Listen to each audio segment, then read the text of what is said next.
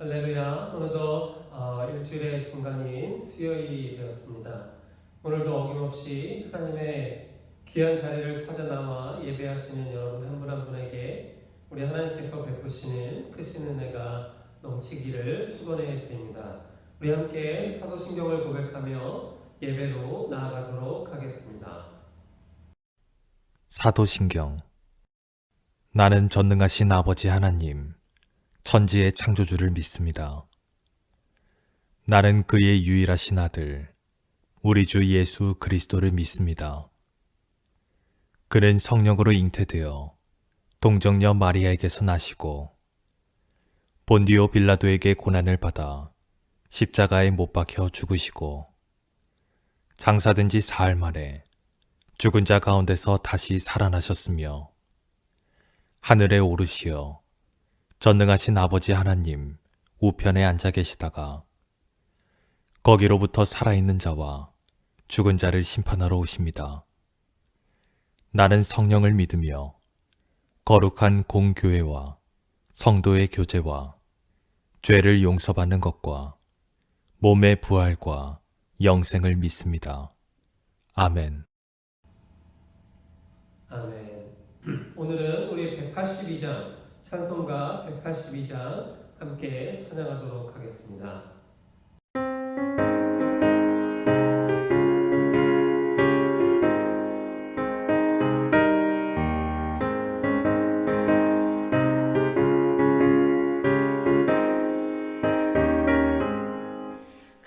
강물같이 흐르는 기쁨 성령 강림함이라 정결한 맘 영원하도록 주의 거처 되겠네.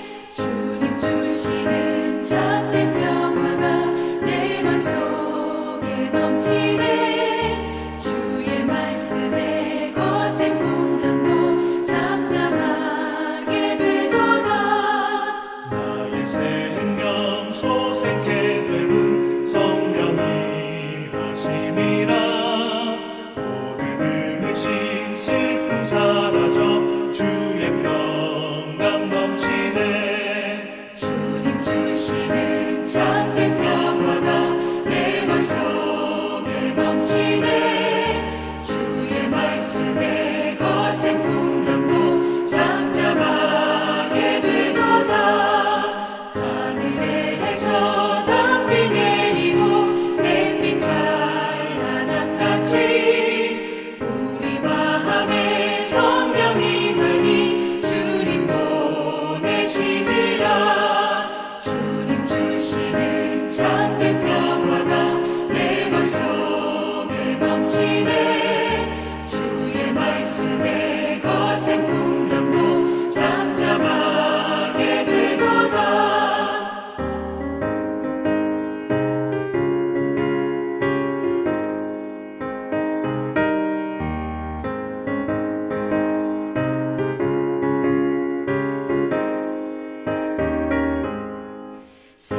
생명신에 넘쳐 흘러서 마른 광야 적시니 의의 열매 무르익어서 주수를 기다리네. 주님 주시는 참된 평화가 내 맘속에 넘치네. 주의 말씀에 거센 풍랑도 잠잠하게 되도다. 놀라우신 주의 은혜로 그의 얼굴 뵙겠네. 평화로운 안식처에서 영원토록 쉬겠네. 주님 주시는 참된 평화가 내 맘속에 넘치네. 주의 말씀에 거센 풍랑도 잠잠하게 되도다.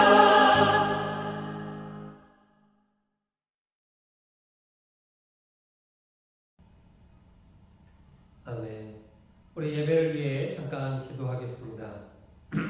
사랑의 하나님, 벌써 한 주의 가운데 이르러 하나님을 예배합니다.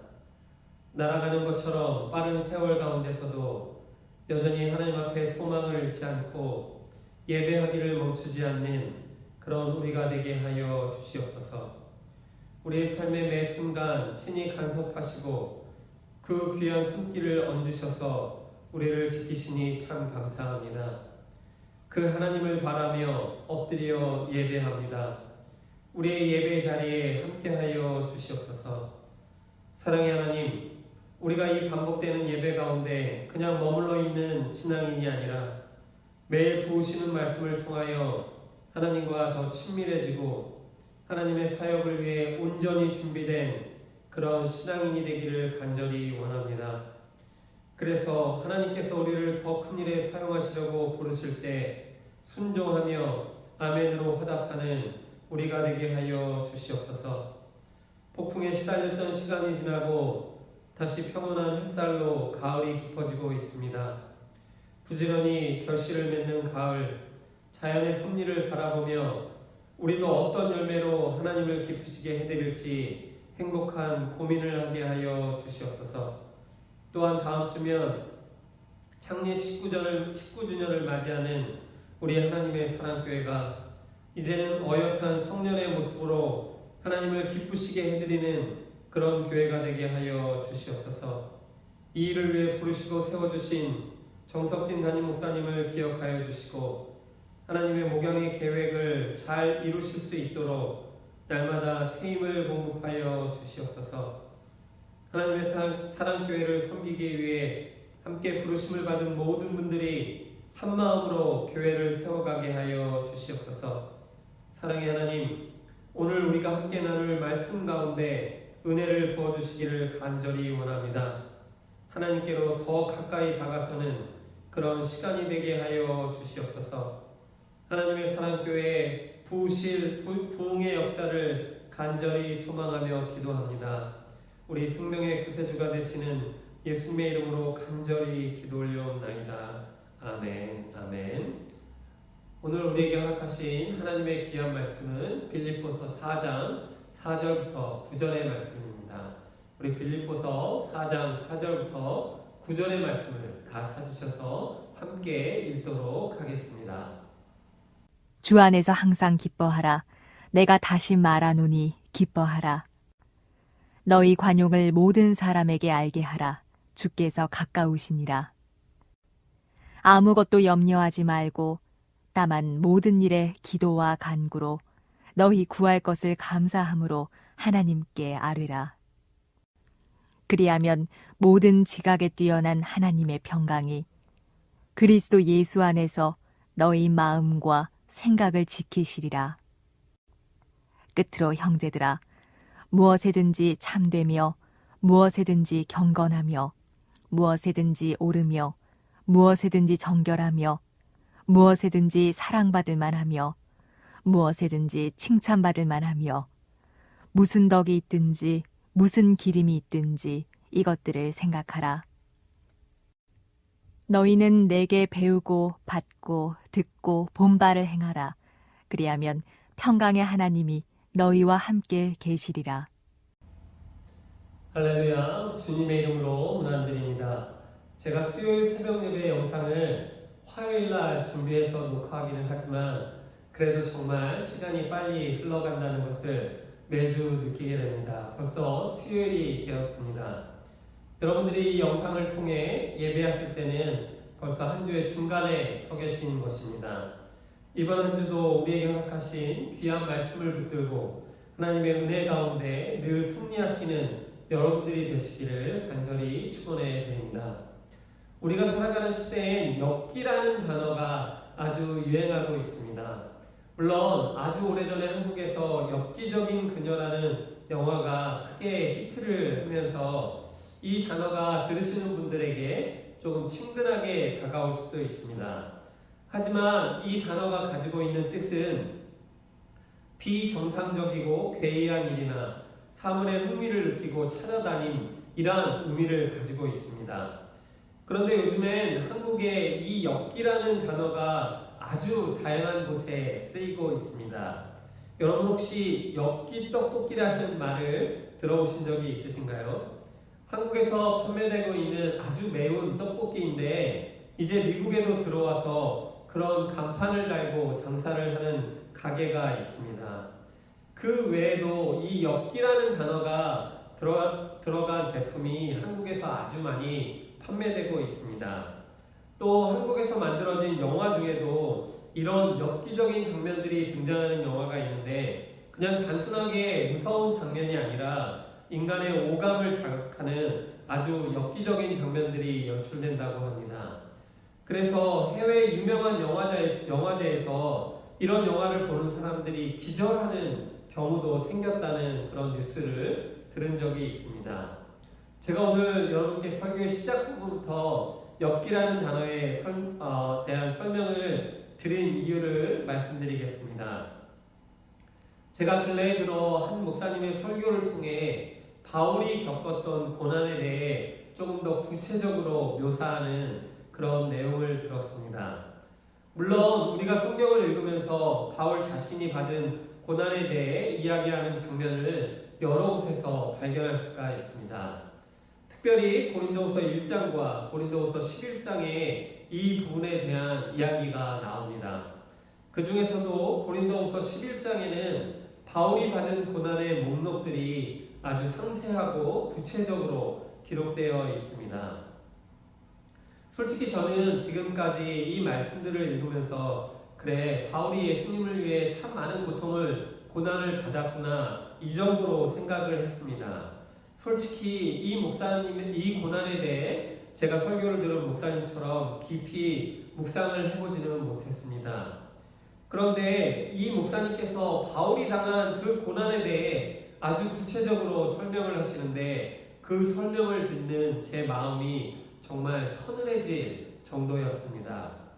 전에는 이 부분을 읽으면서 도저히 이 정도일 거라고 생각을 못했는데 그 구체적인 설명을 들으면서 제가 저도 모르게 저의 입을 틀어막았습니다. 솔직히 그 고난이 앞에 말씀드린 것처럼 정말 엽기적이다 하는 느낌이 들 정도였습니다. 제가 지금 여러분에게 그 고난의 장면에 대해 들은 대로 다 묘사해 드리려고 하는 것은 아닙니다. 대신 제가 정말 여러분에게 드리고 싶은 말씀은 우리가 23절에서 27절의 5절로 그냥 읽고 지나치면 안 되고 정말 이 고난이 도저히 한 사람이 감당해낼 수 없는 그런 고난이라는 것을 반드시 기억하면서 이 구절을 특별히 고린도후서 11장의 말씀을 읽어야 한다는 그런 말씀을 드리고 싶습니다. 우리는 이미 많은 목사님들의 설교를 통해 유대교에서 40대에 해당하는 매는 곧 그 사람을 죽이는 것과 같아서 40대를 때리지 않고 한 대를 감해서 39대를 때리는 것이라는 설명을 셀 수 없이 많이 들어왔습니다. 그런데 여러분, 이 부분을 한 번만 깊이 생각해 주시기를 부탁드립니다. 40대를 맞으면 죽을지도 몰라서 한 대를 빼고 39대를 때리면 그 사람은 도대체 어떻게 되겠습니까? 40대의 매를 맞는 사람과 39대의 매를 맞는 사람이 도대체 얼마나 큰 차이가 있을 수 있겠습니까? 그런 매를 사도 바울이 한 번도 아닌 5번이나 맞았다고 그렇게 증거하고 있습니다. 유대의 문헌들을 보면 대부분의 사람들이 39대의 매를 맞지 못하고 몸에 뼈가 부러지거나 허리가 꺾여서 불구가 되었다는 그런 자료가 있다고 합니다. 그런데 바울이 이 고난의 매를 맞으면서 그것도 5번이나 맞았다는 구절을 되뇌이면서 저는 정말 왈칵 눈물이 쏟아질 것만 같았습니다. 그러면서 이 목사님은 바울이 이런 고난을 당하고도 계속해서 선교를 할 수 있었다는 것이 너무나 미스테리하다고까지 표현을 했습니다. 물론 그의 의지도 대단하지만 몸이 그런 매를 버텨냈다는 것도 대단하다고 평가를 했습니다. 사랑하는 성도 여러분, 우리는 바울이 처음 다메섹에서 예수님을 만나고 눈이 보이지 않아서 다시 다메섹으로 돌아가 사흘 동안 먹지도 마시지도 못하고 있는 장면을 사도행전 9장에서 발견하게 됩니다. 그때 예수님께서 아나니아라고 하는 제자를 유다의 집으로 보내 바울에게 안수하게 명령하실 때 아나니아에게 들려주신 이야기가 있습니다. 우리는 이 예수님의 말씀 중에 이 사람은 내 이름을 이방인과 이스라엘 자손들에게 전하기 위하여 택한 나의 그릇이다 라고 말씀하시는 부분은 잘 기억을 합니다. 그런데 바로 그 다음에 이어지는 16절의 말씀은 많이 신경을 쓰지 못하고 읽어 지나갈 때가 있습니다. 16절의 말씀이 이렇습니다. 그가 내 이름을 위하여 얼마나 고난을 받아야 할 것을 내가 그에게 보이리라. 그렇습니다. 사랑하는 성도 여러분, 바울은 이미 다메섹에서 예수님을 만나 회심하고 예수님의 제자의 길을 걸어가는 그 순간부터 자신이 받아야 될 고난에 대해 알고 있었던 것입니다. 그러면서도 거침없이 그 고난의 길을 걸어갔던 것입니다. 우리는 월요일 새벽에 그 이후 바울이 아라비아 사막에서 3년 정도의 시간을 보내고 다시 전도 여행을 떠나기까지 10년이 넘는 준비의 시간이 걸렸다는 것을 살펴보았습니다.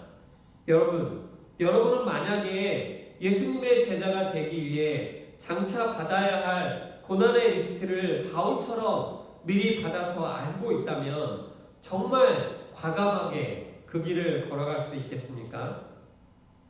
이런 추상적인 질문보다 만약에 우리가 예수님의 제자가 되기 위해서 바울이 받았던 고난의 10% 정도를 받아야 한다고 하면 기쁘게 그 길을 선택할 수 있을까요? 그런 예정된 고난들을 바울이 견디어낸 것도 너무나 놀랍고 신기한데 그 고난을 받아들이는 바울의 마음은 도저히 이해가 되지 않을 정도입니다. 오늘 우리가 함께 읽은 빌립보서는 기쁨의 책이라는 별명을 가지고 있습니다. 우리가 함께 읽은 본문 말고도 성도들을 향하여 기뻐하라는 말씀과 바울 자신이 하나님의 도구로 쓰임받는 것에 대한 기쁨과 감격이 이 책 안에 풍성하게 나타나 있습니다. 빌립보서가 바울이 로마 감옥에서 쓴 4권의 옥중서신 에베소서, 빌립보서, 골로새서, 빌레몬서 중에 한 권이라는 사실을 우리는 잘 알고 있습니다. 사랑하는 성도 여러분, 하나님의 사도로 부르심을 받은 이후에 우리가 상상할 수도 없이 많은 고난을 경험한 바울이 로마의 감옥에 갇혀서 빌립보의 성도들을 향하여 쓴 이 글 속에 기뻐하라고 말하는 이것이 정말 이성적으로 납득이 되십니까? 그가 기독교인을 박해하던 시절엔 이미 어린 나이에도 불구하고 엄청난 성취를 이룬 사람이었습니다. 성경이 그 부분에 대해서 그가 누리고 있는 것들에 대해서는 구체적으로 말하고 있지는 않지만 그가 누렸던 지위와 대접들은 상당했을 거라고 그렇게 판단이 됩니다. 그런 모든 것들을 그리스도를 위하여 배설물처럼 여겼던 바울에게 찾아온 것은 늘 고난과 역경으로 이어지는 그런 삶이었습니다. 거기에 바울은 끝까지 해결되지 않은 육체의 질고까지 짊어지고 있었습니다. 그런데 바울은 기뻐하고 있습니다. 우리는 그리스도의 사도가 된 이후 바울의 생애를 안타깝고 떨리는 마음으로 읽어가고 있는데 오히려 바울은 그 모든 고난 가운데서도 하나님의 복음의 도구로 자신이 사용된다는 것을 기뻐하고 있습니다. 사랑하는 성도 여러분, 이것이 바울이 오늘 우리를 향하여 기뻐하라고 명령하는 그 기쁨의 진정한 의미입니다.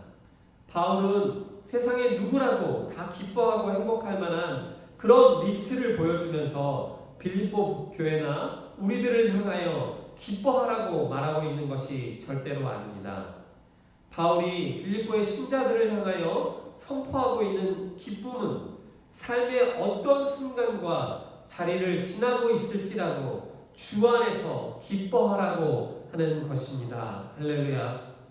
그렇습니다. 바울은 자신의 환경과 조건 속에서 기쁨을 찾지 않았습니다. 그가 평생을 추구하며 누려왔던 그 기쁨은 오로지 주 안에 있는 것이었습니다. 사랑하는 성도 여러분, 어제 새벽 제가 다초점 안경에 대해 설명드리며 진리를 발견하는 데는 여러 초점들이 필요하지 않다고 여러분들께 말씀을 선포했습니다. 오늘 세상이 혹은 사탄이 신자들을 유혹하는 방법도 마찬가지입니다. 그래, 좋아, 너희 신앙생활을 하면서 기쁨을 누려. 그리고 또 세상이 너희에게 주는 그 기쁨도 마음껏 누려. 다 좋은 게 좋은 거잖아. 뭐 세상엔 일석이조 이런 말도 있잖아 라고 말입니다.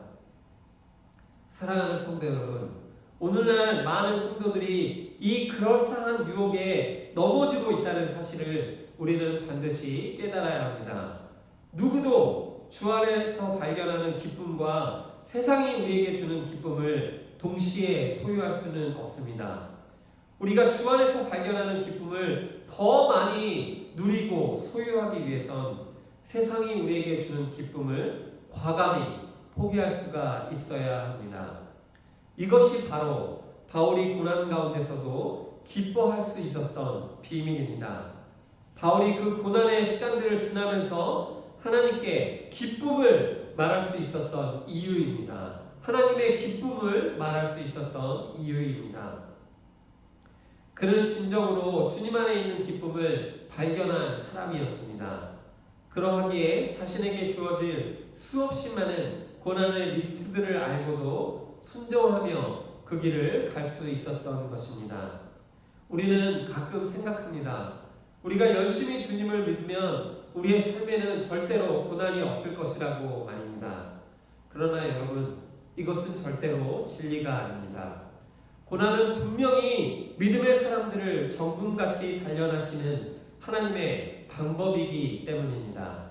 이 과정을 거쳐야 우리가 더 순전한 신앙인으로 세워지는 것입니다. 동시에 고난은 우리 신자로 하여금 삶의 어떤 순간에도 주님 안에서 기쁨을 찾는 그 비밀을 알게 하는 것입니다. 우리는 이미 그런 사람들을 많이 알고 있습니다. 세상의 조건과 삶의 환경으로 보자면 언제나 불평하고 원망을 입에 달고 사는 것이 마땅해 보이는데도 누구보다 더 기쁨에 차서 신앙생활을 하시는 분들을 종종 만나게 됩니다. 여러분, 그분들은 이미 이 놀라운 기쁨의 비밀을 발견하신 분들입니다. 그러니 이제 우리도 세상 무엇과도 비교할 수 없고 바꿀 수도 없는 오로지 주님 안에만 있는 기쁨을 발견하시는 여러분들이 되시기를 주님의 이름으로 축원해 드립니다. 주님 안에 있는 이 참된 기쁨은 세상 그 무엇도 빼앗을 수 없는 것입니다. 주님 안에 있는 참된 평화가 우리 안에 있는데 세상 무엇이 이것을 앗아갈 수 있겠습니까? 사랑하는 성도 여러분, 여러분께서 삶의 어떤 환경과 시간을 지나고 계실지라도 오늘 우리가 함께 찬양한 것처럼 주님 주시는 참된 기쁨과 평화가 여러분의 삶 가운데 넘쳐나시기를 다시 한번 주님의 이름으로 간절히 축원해 드립니다. 아멘, 아멘. 기도하시겠습니다. 사랑의 하나님, 우리 주님 안에 참된 평화와 기쁨이 있음을 바울의 삶을 통해 다시 한번 발견합니다. 세상에 누구도 감당하기 어려운 그 고난의 길을 걸어가면서도 주님이 주시는 평화를 누리며 찬양했던 바울의 삶처럼 우리도 주님 안에 있는 이 진정한 기쁨의 비밀을 발견하게 하여 주시옵소서.